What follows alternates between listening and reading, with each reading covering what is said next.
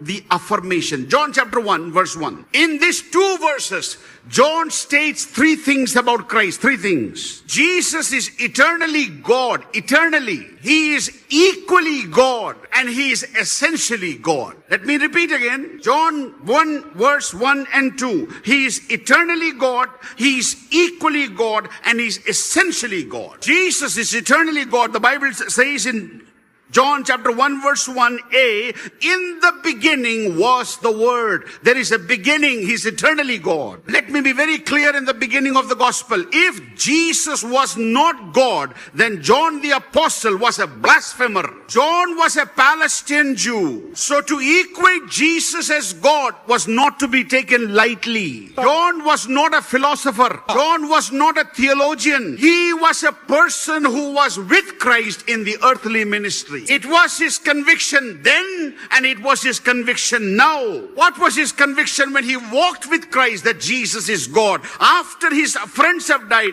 Jesus is still God. Whenever you read in the Bible, in the beginning is a phrase does not refer to a start, it refers to a state. John borrowed a Greek word that is logos and explained it in Hebrew. When John uses the word logos, he takes it from the Greek dictionary and he explains it to the Hebrew people. In other words, he's saying when I say the word logos, logos is a thinker. Look at the verb. If you're an English student, please look at the verb when you read in the beginning. It is the imperfect tense expresses continuous state, not a completed past. In the beginning means Jesus existed before the creation. In the beginning, God created the heaven and earth. No, Jesus goes beyond that beginning. That is why he says, in the beginning was the Word. Time is to help you and me. How old is he? Time tells you.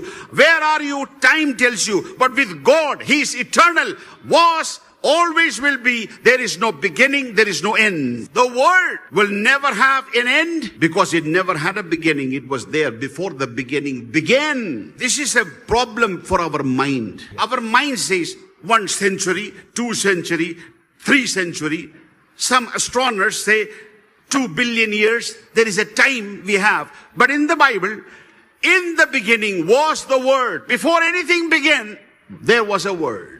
Let me make it very simple. When the word says beginning in John chapter 1 verse 1, it goes to beginning of no beginning.